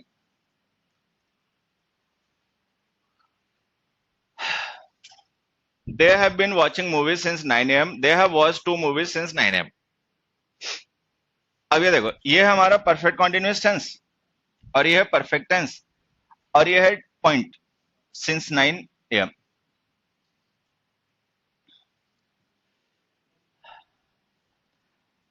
अब देखो, अभी हमने पढ़ा कि ये जो प्रेजेंट परफेक्ट और प्रेजेंट परफेक्ट कॉन्टिन्यूअस टेंसेस होते हैं इनमें कोई डिफरेंस नहीं होता है, मीनिंग भी सेम होते हैं, चाहे इसे वहां लिख दो चाहे उसे लाके यहाँ लिख दो, वो एक ही बात रहनी है, ठीक है। अब जो आदमी नहीं समझता वो दोनों में मीनिंग में डिफरेंस ढूंढ लेता है, लेकिन डिफरेंस होते नहीं है। क्या ये जो बात हम यहाँ पे इन दोनों को लेकर कह रहे हैं वही बात इन दोनों को यहाँ पर भी कह सकते हैं कि इसे वहां उसे यहाँ लिख दें, कोई फर्क नहीं पड़ेगा? देखो तो, क्या थर्ड सेंटेंस में परफेक्ट टेंस लिखा जा सकता है इस परफेक्ट कॉन्टिन्यूअस को हटा के? दे have watched movies since 9 AM। नहीं लिख सकते, नहीं नहीं नहीं नहीं नहीं लिख सकते। फोर्थ में लिख सकते हैं they have been watching 2 movies since 9 AM, इसमें भी नहीं लिख सकते। अब पता है क्या, ये टेंस जो है वो उसमें नहीं लिखा जा सकता और वो टेंस इसमें नहीं लिखा जा सकता, और ये दोनों एक दूसरे जगह लिखे जा सकते हैं। तो डिफरेंस भी होते हैं इनमें, मतलब नहीं भी होते, नहीं भी होते, वो हमें दोनों चीजें समझनी है। जो नहीं होते वो समझ लिया, जो होते हैं वो समझ लेना। हाँ, क्या बच्चे? हैव वॉच क्यों नहीं लिख सकते? वो अभी समझा रहा हूं ना अभी। तुम लोग डाउट करते हो मेरे पे क्या? है डाउट करते हैं क्या? डाउट करते हो? सीक्वेंस जरूरी चीज होती है, क्या पहले बताने क्या बाद में बताने, बहुत बेसिक चीज होती है। तो अब यहाँ पे डिफरेंस होता है। अब देखो, जो हमें डिफरेंसेस यहाँ पे नोटिस करने हैं, सबसे पहले तो डिफरेंस जो तुम्हें नजर आ रहा होगा वो ये है कि यहाँ पे जो हमने टाइम लिखा है ना वो पॉइंट है, यहाँ पे जो लिखा था वो ड्यूरेशन था। तो एक तो ये है कि जब हम ड्यूरेशन ऑफ टाइम लिखते हैं तब तो ये जो डिफरेंसेस होते हैं वो इतने ज्यादा इंपॉर्टेंट नहीं होते, लेकिन जब हम पॉइंट ऑफ टाइम लिखते हैं तब फिर ये डिफरेंसेस बड़े इंपॉर्टेंट हो जाते हैं। तो ये जो सिंस 9 AM हमने लिखा ना, ये टाइम का पॉइंट है, 3 hours जो है वो ड्यूरेशन है, ठीक। एक दूसरा भी डिफरेंस यहाँ पे तुम्हें दिखना चाहिए, जैसे कोई पर्सन है सुबह से कोई काम कर रहा है, 9 बजे से कोई काम कर रहा है, ठीक है। जिस समय हम उसके बारे में बात बता रहे हैं उस समय तक उसने उस एक्शन को कितना कंप्लीट कर लिया, कितना नहीं कर लिया, मतलब रिजल्ट। ये जो 2 मूवीज है ना, ये रिजल्ट है। मूवी देखना एक एक्टिविटी है, 2 मूवीज देख लेना उसका रिजल्ट है। किसी भी एक्शन का रिजल्ट कब आता है? जब वो एक्शन कंप्लीशन की स्टेट में हो या इनकम्प्लीशन की स्टेट में हो? कंप्लीशन की स्टेट में हो। कंप्लीशन का स्टेट अगर होगा तो कौन सा टेंस यूज करोगे? परफेक्ट है, तो ये इसीलिए परफेक्ट टेंस लेगा। अब इस परफेक्ट टेंस का मतलब क्या मानोगे? इन्होंने 2 मूवी देख के चले गए कि अभी तीसरी लगा रखी है? तीसरी लगा रखी है। इसका मतलब ये मानना पड़ेगा एक्शन इनकम्प्लीट है। ये पार्सल कंप्लीशन है केवल 2 मूवीज के लिए, तीसरी मूवी प्रोसेस में चल रही है। और अगर ये चले गए होते तो ये सिंस विंस कुछ नहीं लिखना पड़ता, हम सीधे लिखते दे वॉज 2 मूवीज। तो ये जो परफेक्ट टेंस है, मैं फिर से पूछ रहा हूं, ये परफेक्ट टेंस क्या शो कर रहा है? कंप्लीशन ऑफ एक्शन या इनकम्प्लीशन ऑफ एक्शन? इनकम्प्लीशन। ये पार्सल कंप्लीशन है, मतलब 2 मूवीज के लिए कंप्लीशन हुआ है, तीसरी मूवी अभी प्रोसेस में। वहां जाओ, they have been watching movies since 9 AM। यहाँ पे कोई रिजल्ट दिया नहीं, क्योंकि कोई रिजल्ट दिया नहीं है तो हमने परफेक्ट कॉन्टिन्यूअस टेंस लिखा, रिजल्ट दिया तो हमने परफेक्ट टेंस लिख दिया। ठीक है, तो अब हमें समझना ये है, अगर किसी भी एक्शन का रिजल्ट लिखा हुआ है तो उसको लिखा करो परफेक्ट टेंस में। अगर रिजल्ट नहीं दिया हुआ है तो लिखा करो परफेक्ट कॉन्टिन्यूअस टेंस में।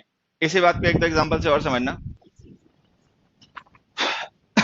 It has been raining 5 millimeters since morning. Sixth, it has rained heavily since morning. देखो कुछ पकड़ में आ रहा है क्या?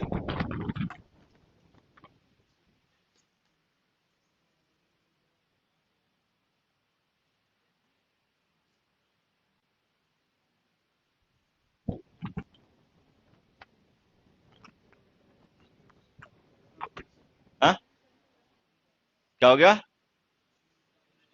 अबे उल्टा हो नहीं गया, मैंने जानबूझ के लिखा है, हिला हुआ है क्या? अबे जानबूझ के लिखा है मैंने ऐसे। ये बड़ा काबिल है, ये सोच रहा है मैंने गलत लिख दिया। बेटा बहुत कूटूंगा। देखो बारिश होने का एक्शन है, एक्टिविटी है, क्या हम 5 mm उसका रिजल्ट माने? भाई मान लो सुबह से बारिश हो रही है और जिस समय हम उसके बारे में बता रहे हैं उस समय कितना काम हो चुका, कितनी बारिश हो चुकी है, तो ये रिजल्ट हो गया 5 mm। रिजल्ट किसी एक्शन का कब आता है? जब एक्शन कंप्लीशन की स्टेट में या इनकम्प्लीशन? कंप्लीशन की स्टेट के लिए कौन सा टेंस? Perfect tense. ये जो परफेक्ट टेंस हमने यहाँ पे पॉइंट ऑफ टाइम के साथ लिखा है, ये क्या शो कर रहा है? टोटल कंप्लीशन या पार्सल कंप्लीशन? Parcel completion. ये 5 mm के लिए कंप्लीशन है, अभी हो सकता है बारिश प्रोसेस में 6 mm हो जाए, 7 हो जाए। तो जब हम पॉइंट ऑफ टाइम या ड्यूरेशन के साथ टाइम ऑफ मतलब पॉइंट ऑफ टाइम या ड्यूरेशन ऑफ टाइम के साथ में परफेक्ट टेंस लिखते हैं तो वो परफेक्ट टेंसेस इनकम्प्लीशन शो करते हैं और वो एक्शन इनकम्प्लीट स्टेट का होता है, वो उससे आगे भी बढ़ सकता है। यहां जाओ, यहां कोई रिजल्ट लिखा नहीं। हैवली जो है ना, मैं तुम्हें बता देता हूं, रिजल्ट वाले एक्सप्रेशंस जो होते हैं ना, वो हाउ मच या हाउ मैनी का रिप्लाई होते हैं। सेंटेंस में लिखे गए वो एक्सप्रेशंस जो हाउ मच या हाउ मैनी को रिप्लाई करते हैं उन्हें रिजल्ट माना करो। जैसे कोई काम हो रहा है, कितना हो चुका है, ठीक है, तो उसको रिजल्ट मानना। जो 5 mm हमने लिखा है ना, ये हाउ मच का रिप्लाई है। जैसे हमने लिखा it has rained, how much has it रेन्ड, तो आंसर आ गया 5 mm। अच्छा, जो 2 है हाउ मैनी का रिप्लाई है। They have watched movies, how many movies, then 2। तो जो हाउ मैनी हाउ मच के रिप्लाईज होते हैं इनको रिजल्ट मानना। ये जो हैवली है ना, ये हाउ मच है हाउ मैनी का नहीं है, हाउ का रिप्लाई है, और ये रिजल्ट नहीं है, ये मैनर है। ये बारिश के होने का तरीका है, ये मैनर है, ये रिजल्ट नहीं है। ठीक है, अब रिजल्ट तो दिया नहीं है, अब हमने पढ़ा अगर रिजल्ट नहीं दिया तो परफेक्ट टेंस हमारा गलत हो गया, परफेक्ट कॉन्टिन्यूअस टेंस लिखना पड़ेगा, been raining. It has been raining heavily since morning. तो ये दोनों ही गलत हो गए। एक चीज मैं फिर से बता देता हूं, अगर ड्यूरेशन लिखी होती सिंस मॉर्निंग की जगह तो ये सही हो जाता। अगर वहां पे पॉइंट नहीं ड्यूरेशन लिखी होती ना तो ये सेंटेंस सही हो जाता। It has rained heavily for 3 hours, point लिखा तो गलत हो गया। अब कुल मिला के बातों को समअप करते हैं। हमने यहाँ पे ये सीखा कि अगर पॉइंट ऑफ टाइम दिया गया हो और रिजल्ट लिखा हो तो परफेक्ट टेंस लिखना, रिजल्ट कंप्लीशन शो करता है। ठीक है, अगर रिजल्ट नहीं दिया गया हो तो हमेशा परफेक्ट कॉन्टिन्यूअस टेंस लिखना। वजह है कि यहाँ पे रिजल्ट नहीं है। अब एक सोचने वाली बात है, अगर यहाँ पे रिजल्ट नहीं है और हम परफेक्ट टेंस नहीं लिख पा रहे, ठीक है, यहाँ पे रिजल्ट है तो लिख पा रहे हैं, तो रिजल्ट तो यहाँ भी नहीं है, यहाँ परफेक्ट टेंस क्यों लिख दिया? ठीक है भाई, दे हैव प्लेड फॉर 3 आवर्स लिखा, उसमें कोई रिजल्ट तो है नहीं, तो फिर हमने परफेक्ट टेंस क्यों लिख दिया? ये कंप्लीशन है ड्यूरेशन का, यही पढ़ा था ना कि ये कंप्लीशन है टाइम का। जब हम परफेक्ट टेंस में ड्यूरेशन लिखते हैं ना तो वो कंप्लीशन टाइम का होता है। अगर ये कंप्लीशन टाइम का शो करने के लिए हमने परफेक्ट टेंस लिख दिया तो यहां भी लिख दो टाइम का कंप्लीशन शो करने के लिए परफेक्ट टेंस। तेरा मुंह, फिर से चुप रहो यार। अबे चुप रहो कि उल्टी सीधी गलवा रहे हो। मैं जो पूछ रहा हूं एक चीज बता, मैंने क्वेश्चन क्या पूछा? आंसर नहीं बताना है, क्वेश्चन बताओ जो मैंने पूछा था। वो नहीं सुना इसने, देखो इतने पजामा है। मतलब इन्हें क्वेश्चन नहीं पता पूछा क्या गया और आंसर बता रहे हैं। भाई मैंने क्वेश्चन क्या पूछा था बताओ एक बार। नहीं पता ना? क्वेश्चन पता है जो मैंने पूछा था या नहीं? नहीं पता ना, तो फिर क्या बता रहा था मुझे? वे फिल्म दिखा रहा है। जब तुम ये नहीं सुन पाएगी मैंने पूछा क्या तो तुम मुझे बता क्या रहे हो। A good listener is a good learner. ठीक है, जो बातों को अच्छे तरीके से सुन लेता है वो अच्छे तरीके से सीख भी लेता है। अब क्वेश्चन तुमने मेरा सुना नहीं ध्यान से, आंसर मुझे बता रहे हो तो बहुत ज्यादा चांसेस है कि आंसर गलत हो गया। मेरा क्वेश्चन ये है कि यहाँ पे हमने परफेक्ट टेंस लिखा टाइम का कंप्लीशन शो करने के लिए, ठीक है? तो हम यहाँ पे परफेक्ट टेंस टाइम का कंप्लीशन शो करने के लिए क्यों ना लिखें? भाई हमने ये कह रहे हैं ना कि यहाँ पे रिजल्ट लिखा तो परफेक्ट टेंस लिख दिया, यहाँ रिजल्ट नहीं लिखा तो नहीं लिख रहे। तो अगर रिजल्ट यहाँ नहीं लिखा, परफेक्ट टेंस नहीं लिख रहे हो तो यहाँ क्यों लिख दिया? रिजल्ट तो यहाँ भी नहीं है। और अगर यहाँ पे टाइम का कंप्लीशन शो करने के लिए परफेक्ट टेंस लिख दिया तो यहाँ भी लिख लो, यहाँ भी टाइम का कंप्लीशन शो कर दो। अब बता आंसर, अब क्वेश्चन समझ में आ गया होगा, आंसर बता। अब नहीं बोलेगा क्योंकि अब क्वेश्चन समझ में आ गया। अब क्वेश्चन समझ में आ गया तो आंसर है नहीं तो चुप बैठा। अब पहले क्वेश्चन समझ नहीं पाया था तो बकवास कर रहा था। किसी दिन दौड़ाऊंगा बहुत ज्यादा तेरे को, समझा? खैर देखो बात खाने का। इधर आ बे तू। ही पॉइंट की डेफिनेशन बता बेटा क्या होती है? Define the word point. Science पढ़ता हो ना, इंग्लिश ओ इंग्लिश बता रहा हूँ, math. Point, area, line, line segment, geometry में होते हैं ना ये सारे। तो पॉइंट की डेफिनेशन बता। अब देखो फिर चुप बैठा क्योंकि क्वेश्चन समझ में आ गया। जब क्वेश्चन समझ में आ जाएगा तो हमारे पास आंसर नहीं होगा, फिर हम चुप बैठ जाएंगे। और जब क्वेश्चन समझ में नहीं आएगा तो हम फुदकते फुदकते घूमेंगे, फिर हम शांत नहीं बैठेंगे, फिर हम चहकते रहेंगे। अब क्वेश्चन समझ में आ जाएगा तो बोलेगा नहीं। भाई टाइम बता रहा हूँ, पॉइंट की डेफिनेशन बता।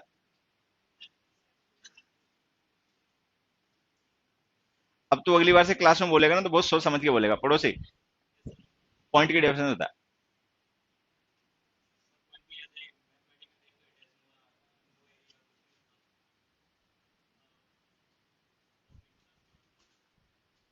तू बता बे। नहीं नहीं नहीं, इसे वाइट शर्ट। पॉइंट की डेफिनेशन बता।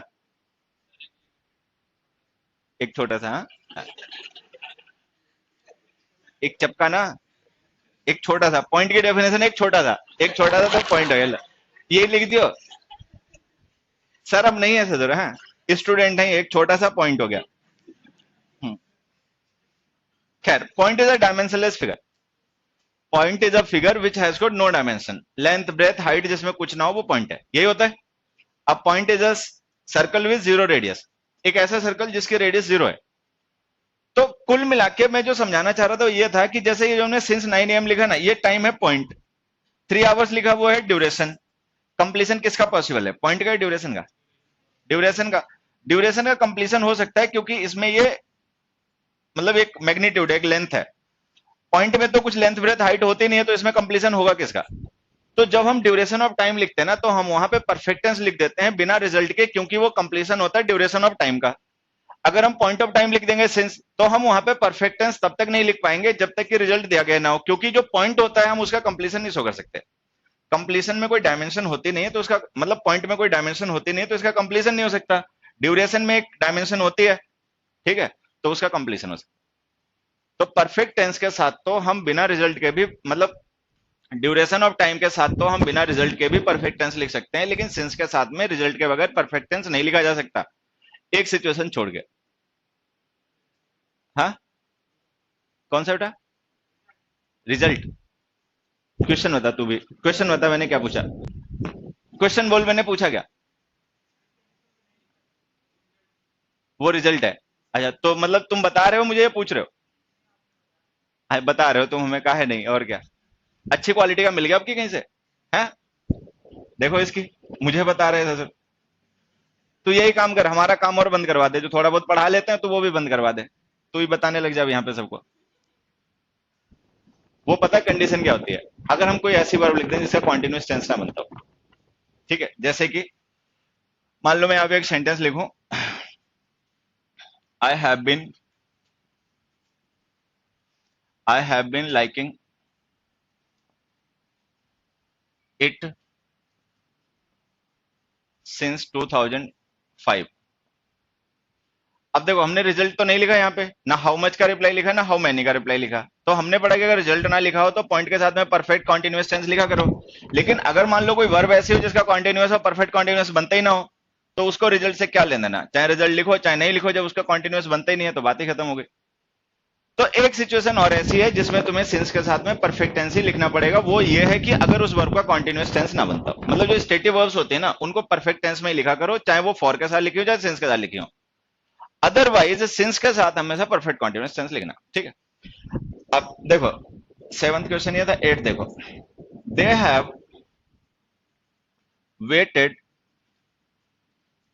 Have waited here since morning, या सिंस कुछ भी लिख देते हैं, मान लो 1 PM लिख दिया। अब यहां पे हमने पॉइंट ऑफ टाइम सिंस लिखा, ठीक है, और हैव वेटेड हमने परफेक्ट टेंस लिखा। हमने पढ़ा कि सिंस के साथ में परफेक्ट टेंस लिख सकते हैं, लेकिन कौन सी कंडीशन में? या तो रिजल्ट दिया हो, रिजल्ट लिखा यहां पे नहीं लिखा। दूसरी कंडीशन क्या होती है सिंस के साथ में परफेक्ट टेंस लिखने के लिए? कि वर्ब कॉन्टिन्यूअस टेंस में ना यूज होती हो। ये वर्ब कॉन्टिन्यूअस टेंस में नहीं यूज होती क्या? होती है। अगर कोई वर्ब ऐसी हो जो कॉन्टिन्यूअस टेंस में यूज हो जाती हो और रिजल्ट ना लिखा हो, तो सिंस के साथ हमेशा परफेक्ट कॉन्टिन्यूअस टेंस ही लिखना।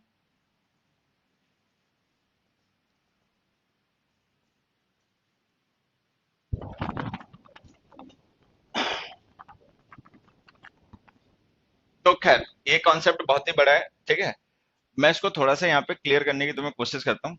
हालांकि ये चलता रहेगा, ये हमारा अगली क्लास में यही कॉन्सेप्ट कंटिन्यू करेगा। अभी जो हमने इतना सब पढ़ के एक निष्कर्ष निकाला है ना, वो पता है क्या? अगर हम किसी एक्शन के साथ में उसका ड्यूरेशन ऑफ टाइम लिख दें, ड्यूरेशन ऑफ टाइम, तो हम उसको इंडेफिनिट टेंस में लिख सकते हैं,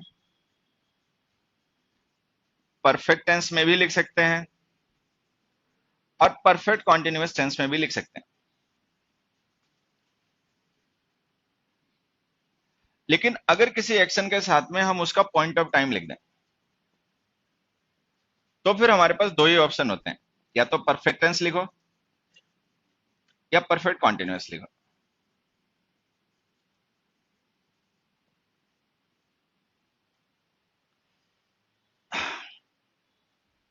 तो जिन एक्शंस के साथ में उनका पॉइंट या ड्यूरेशन ऑफ टाइम लिखा जाता है, उनके क्या क्या पॉसिबल टेंसेस हो सकते हैं, वो हमें यहां से सीखना है।